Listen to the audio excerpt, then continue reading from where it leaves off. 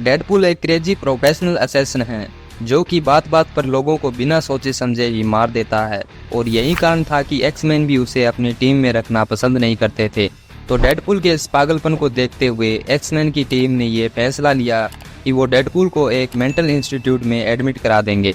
और mental institute में admit करवाने के बाद डेडपूल का केस एक साइकेट्रिस्ट एला विडवाई को मिलता है, और डेडपूल की हीलिंग फैक्टर और उसकी पावर्स के बारे में जानने के बाद एला को डेडपूल से प्यार हो जाता है, और वो कुछ ही दिनों के बाद डेडपूल को प्रपोज भी कर देती है। और इस पर डेडपूल उससे कहता है कि वो पहले उसे इस पागलखाने से बाहर निकाले, उसके बाद वो सोचेगा। और फिर एला विडवाई ऐसा ही करती है, वो डेडपूल को इस इंस्टीट्यूट से निकालने के लिए हेल्प करती है। और फिर डेडपूल एला से बिना मिले और बिना कुछ कहे ही वहाँ से भाग जाता है।